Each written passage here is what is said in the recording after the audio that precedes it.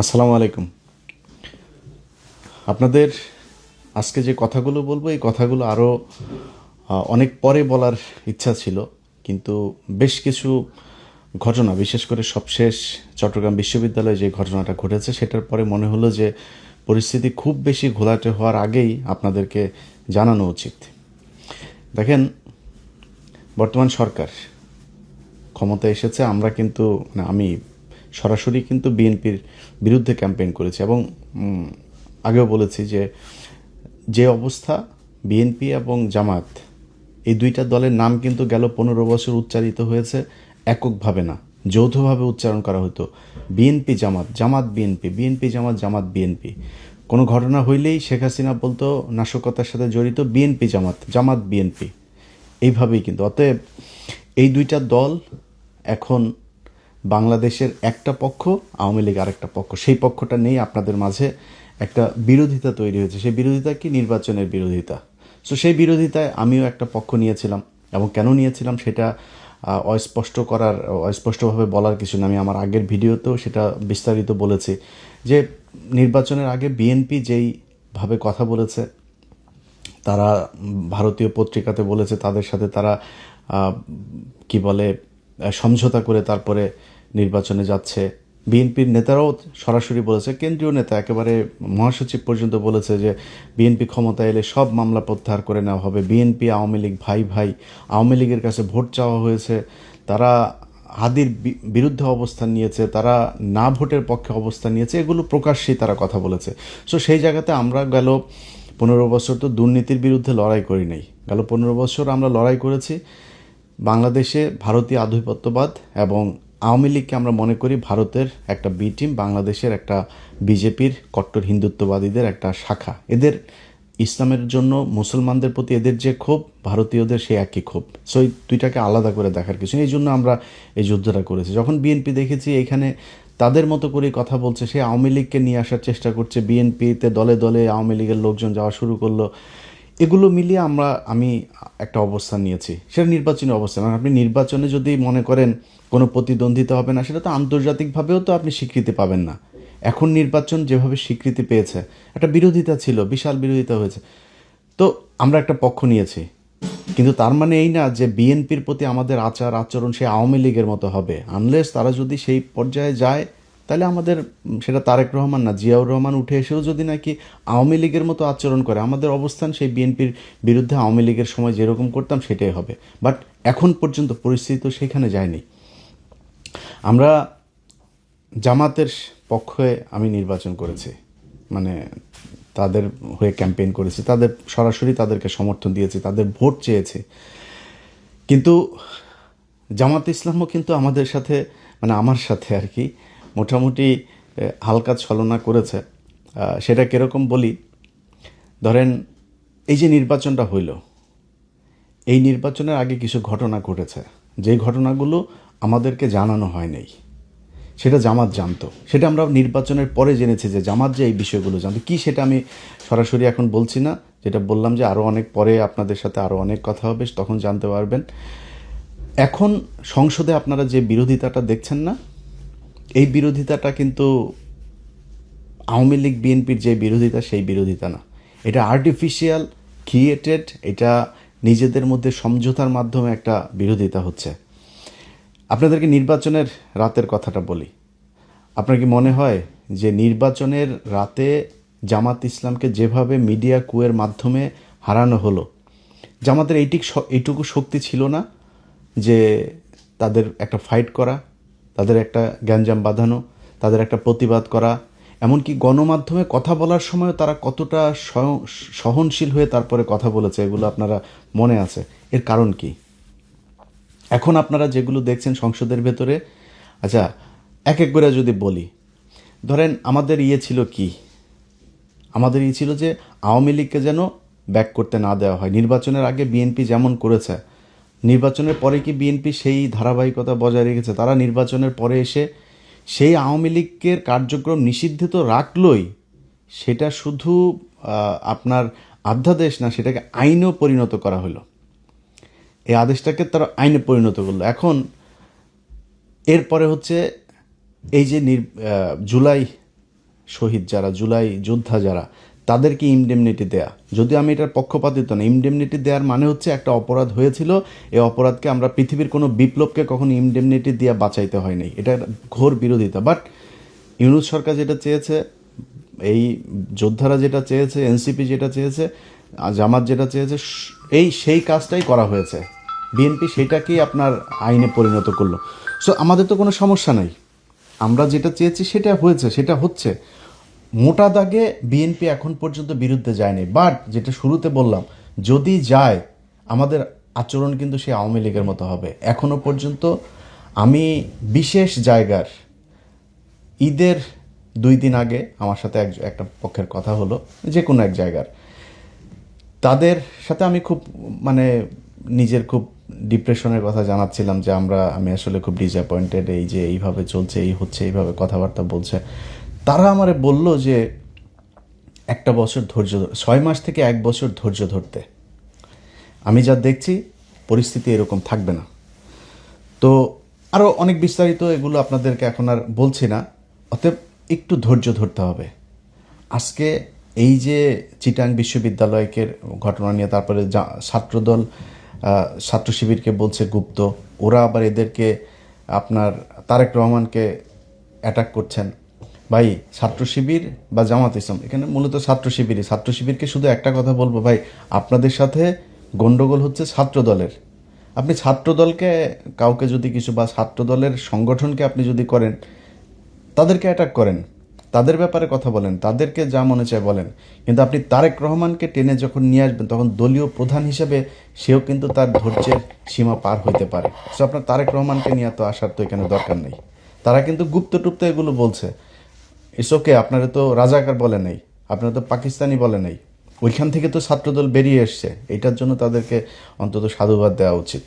কিন্তু আপনি তাদের এইটাকে অ্যাটাক করতে যায় তাদের সাথে মারামারি করছেন, তাদের সাথে সব ঠিক আছে, কিন্তু তারেক রহমানকে অ্যাটাক করেন না। এটাতে দলীয় প্রধান যিনি, তার সাথে আপনাদের দলীয় যিনি প্রধান আছেন, আমার কাছে যতটুকু তথ্য, তারা প্রতিদিন তাদের ব্যাপারে তাদের সাথে ব্যক্তিগত আলাপ হয়, মানে রাজনৈতিক আলাপ ব্যক্তিগতভাবে হয়। এবং এই আগামীকালকে সংসদে যে জামাত ইসলাম ওয়াকআউট করবে, সেটাও বিএনপি একদিন আগে জানে যে কালকে ওনারা করবেন, এবং সেটারও মোটামুটি 2 জনের মধ্যে নেগোসিয়েশনের মাধ্যমেই হয়।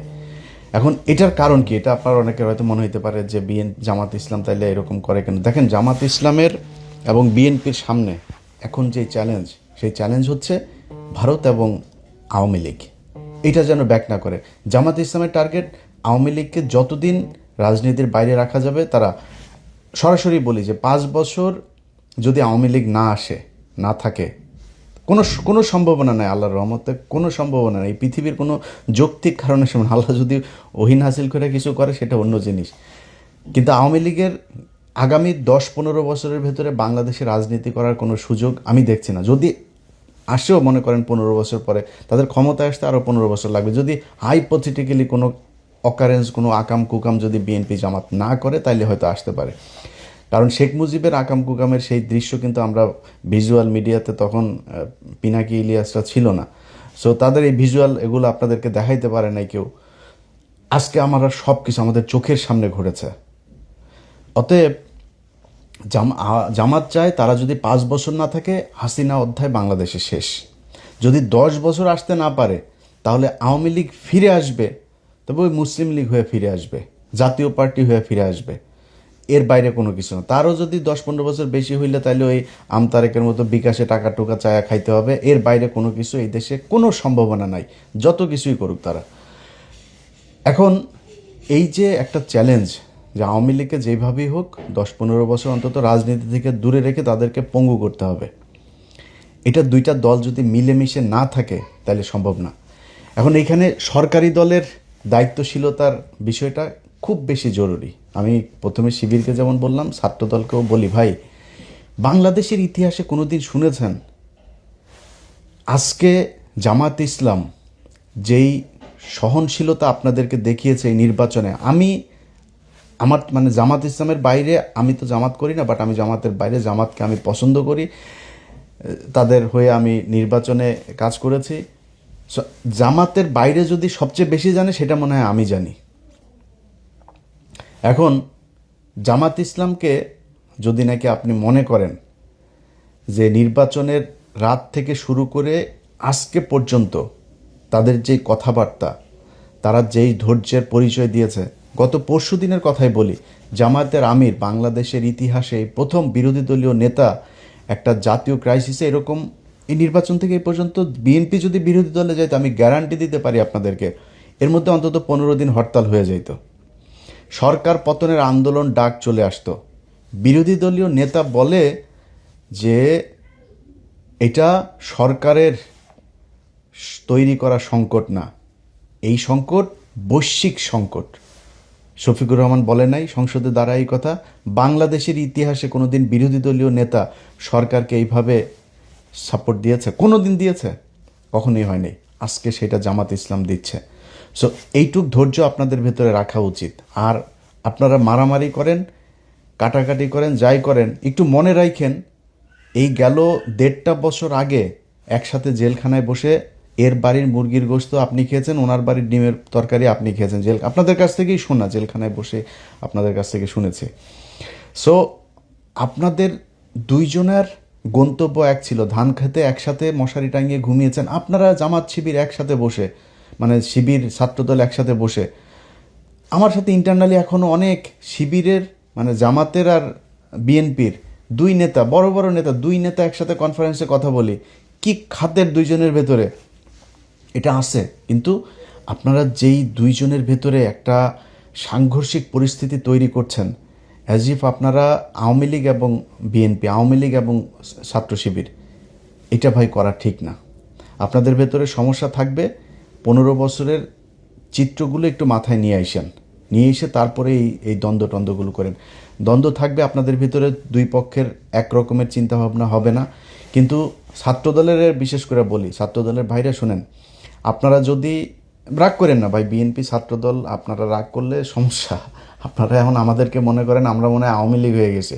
ভাই আমরা আপনাদের এখন অনেক পোকামাকড় আছে, অনেক কুকুর বিড়াল আছে, এগুলো চারপাশে দুধ ছিটান, তো কাকের অভাব নেই। সো আপনারা আমরা আপনাদের যেই দুঃসময় ছিলাম আবার দুঃসময় পাবেন, টেনশন করেন না যদি লাইনে থাকেন।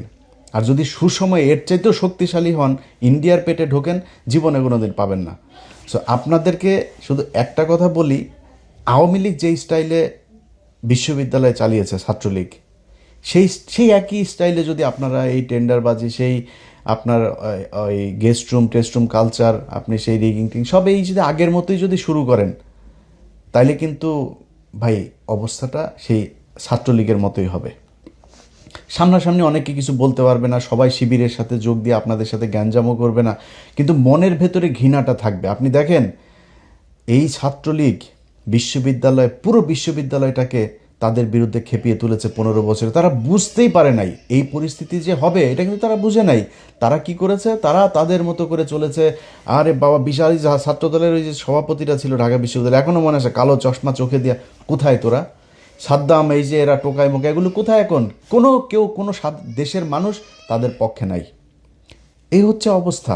এটা কেন হয়েছে? আপনাদের কারণে হয়েছে।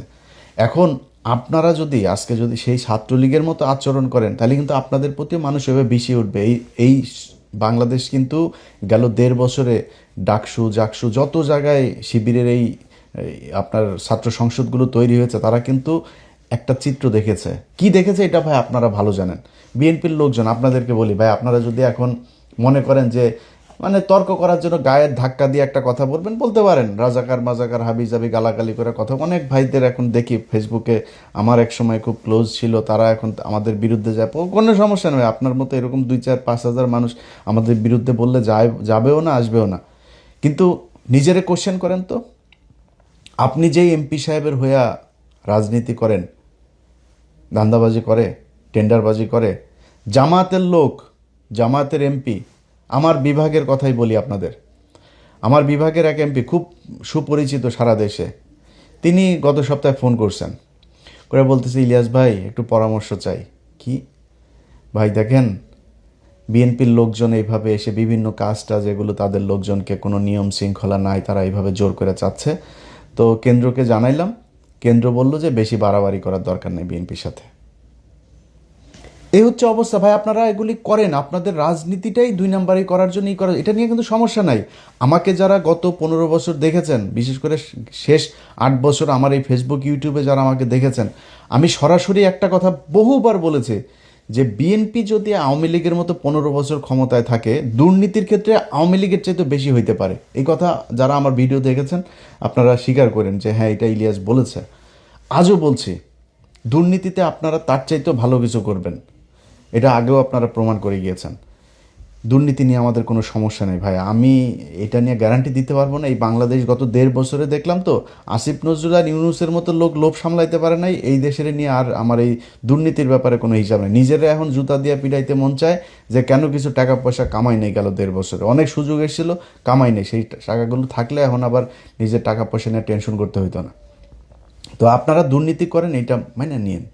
সো আপনাদের চাইতে তাদের চরিত্র কিন্তু উন্নত, এই জায়গাতে অন্তত উন্নত। এটা আপনারা না বুঝলে, গত নির্বাচনে আপনারা দেখেছেন কারা কাদেরকে ভোট দিয়েছে। আপনাদের মানুষকে ভোট দিতে না দিতে যাওয়ার জন্য আপনারা বিভিন্ন জায়গায় গ্যাঞ্জাম করেছেন। এটা নির্বাচনের দিনের ভিডিও আমার এই চ্যানেলেই দেখতে পারবেন, এটা আপনারা করেছেন। এখন আজকে যদি আপনারা তাদের সাথে এই ধরনের আচরণ করেন, তারা তো আপনাদের চাইতে উন্নত চরিত্রের ভাই। তারা বিরোধী দল হিসেবে আপনাদেরকে ভদ্রতা দেখাচ্ছে, সহনশীলতা দেখাচ্ছে, অথচ আপনারা তাদের উপরে এইভাবে আওয়ামী লীগ ছাত্রলীগের লোকজন নিয়ে তারপরে হামলা করছেন। এই জিনিসটা করেন না। সো দুইজনের কাছে 2টা অনুরোধ থাকলো ভাই, একটু সাবধানে। আপনাদের মূল নেতা কিন্তু তলে তলে কিন্তু ঠিক আছে। আরও কিছু দেখবেন, আগামী 1 বছরে বাংলাদেশের সাথে ভারতের যুদ্ধও বাড়তে পারে, এই জন্য প্রস্তুতি থাকেন। বাংলাদেশের মানুষ প্রস্তুত আছে। তারেক রহমানকে বলতে চাই, তারেক রহমান, বিএনপি, আমি ইলিয়াস হোসেন প্রথম ব্যক্তি হব ইউএসএ থেকে ফ্লাই করব বাংলাদেশ ইনশাল্লাহ, যদি ভারতের সাথে আপনাদের উপরে যদি ভারতের কোনো যুদ্ধ শুরু হয়, সেই পরিস্থিতি যদি হয়, যদি হয়। কিন্তু আপনারা অন্যরা যারা আছেন, তারা এই যে 2 জনের ভেতরে যে সম্পর্ক, এই সম্পর্ক তো আপনাদেরকে সবার কানে কানে যায় বলে দিয়ে আসবে না। বলে দিয়ে আসলে এখানে সিকিউরিটির অনেক ব্যাপার আছে, অনেক পলিসির ব্যাপার আছে, অনেক পরিকল্পনা আছে। এই পরিকল্পনাগুলোর বিষয়গুলো তারা জেনে যাবে। সো তাদের ভেতরে ঠিক আছে। আপনাদের কাছে অনুরোধ থাকলে 1টা বছর ধৈর্য ধরেন। আমিও কিন্তু 1 বছর দেখবো, 1 বছরের বেশি আবার দেখতে যাব না। 1 বছরের ভেতরে আমি কোন পক্ষে যাব, কোন দিকে কথা বলবো, সেটা পরিষ্কার হয়ে যাবে। এখন বিএনপিকে সহায়তা করতে চাই। বিএনপি রাষ্ট্র পরিচালনা করছে, জামাত ইসলাম যেভাবে সহায়তা করে, আমরাও ভাই চাই আপনারা একটু সময় নেন। এই যে তেলের সমস্যা নিয়ে এখন আওয়ামী লীগ প্রতিদিন তাদের পেজে আপনার টকশো করে, বিভিন্ন বিশেষজ্ঞদের নিয়ে টকশো করে। শেখ হাসিনা নেই আজকে, এই অবস্থা, তোরা চুরি করে গেছিস, তোরা চুরি করে বাংলাদেশ আজকে পঙ্গু বানায়, ওরা এখন করে, ওরা কি উন্নয়ন করিস? উন্নয়ন তোর বাপের টাকা দিয়ে করছিস, এই দেশের মানুষের টাকা দিয়ে উন্নয়ন করছিস, সেই টাকা লুটপাট করে তারপর নিয়ে গেছিস। 1 টাকার জিনিস 10 টাকা দিয়ে কিনা তারপরে তোরা এই করছিস। এই রূপপুর পারমাণবিক বিদ্যুৎ কেন্দ্র, এটাতেই তোরা $6 বিলিয়ন খাইছিস। পদ্মা সেতুতে $2 বিলিয়ন, 20,000 কোটি টাকা খাইছিস। এখনকার হিসাবে তার চাইতে আরও বেশি টাকা। সো তোরা এগুলি খাইছিস, তোরা আমাদের টাকা নিয়ে তারপরে তোর বাপের নামে করতে চাস, তোরা উন্নয়ন করেছিস, দেশটারে ধ্বংস করে দিয়ে গেছিস। এত বৈদেশিক যে লোন, এগুলো এখন বিএনপিকে টানতে হচ্ছে। সো আমরা ভাই পক্ষে কথা বললে সুন্দর করে বলতে পারবো, পক্ষে কথা বলতেও চাই, আপনাদেরকে সব ধরনের সহযোগিতা দিতে চাই। আল্লাহর ওয়াস্তে যত পারেন চুরি করেন, চুরি আমাদের এটা বাপদাদারা শিখাই গেছে, এটা আমাদের রক্তের মধ্যে আছে, কোনো সমস্যা নাই। খালি ইন্ডিয়ার পেটে ঢুকেন না, এটাই বিএনপির কাছে অনুরোধ, আর কোনো কিছু না। যে কোনো বিষয়ে পাবেন, যে কোনো ব্যাপারে জাস্ট আমাদেরকে একটু বুঝাইলে হবে এই বিষয়টা এইভাবে হচ্ছে, এইভাবে করতে। আমাদের আমরা খোলা চোখে একরকম দেখবো, ভেতরে যদি আরেক রকম, সেটা তো আমাদের জানতে হবে, বাস জানাইলেই হবে খালি। যাই হোক, বিএনপি এবং জামাত 2টা দলের ছাত্র সংগঠন, আপনাদের কাছে অনুরোধ থাকবে, এবং ফেসবুকে যারা আছেন বিশেষ করে আপনাদের কাছে অনুরোধ থাকবে, ভাই চিটাং বিশ্ববিদ্যালয়ে গিয়া কিন্তু তারেক রহমান মারামারি করে নেই। সো আপনারা তারেক রহমানকে নিয়ে, তারপরে যে ওই জিনিসটাও আমি এখন আমার ভিডিওতে বলছি না, এটার আবার কাইটা নিয়ে আবার অন্য জায়গায় নিয়ে দিয়ে আসতে পারে, যেখানে বলছি না কি বলেন আপনারা তারেক রহমানকে নিয়ে, এটা আপনারা ভালোই জানেন, সোশ্যাল মিডিয়াতে এটা নিয়ে এইভাবে করছেন। সো এইটা তারেক রহমানকে টানেন না, ছাত্র দলের বিরুদ্ধে বলেন, ওদের নানান পলিসি নিয়ে বলেন, ওদের যা করে সেগুলো নিয়ে বলেন, তারেক রহমানকে অফ রাখেন। এবং বিএনপির প্রতি অনুরোধ থাকবে, জামাতকে একটু সময় করে চলেন, তারা কিন্তু যথেষ্ট আপনাদের প্রতি রেসপেক্ট দেখাচ্ছে, সহনশীলতা দেখাচ্ছে, সহযোগিতা দেখাচ্ছে। সো দেশটা সামনের দিকে নিয়ে যাইতে হবে। সামনের দিকে নিতে হলে আগে এই ইন্ডিয়া এবং আওয়ামী লীগকে বাদ দিতে হবে। সেটার জন্য কাজ চলছে, সেই কাজগুলো ঠিকমতো হোক। যেভাবে শুনছি, আল্লাহ যেন সেটা সত্যি করান, সেরকম হয়, এটাই চাই। আল্লাহ হাফেজ।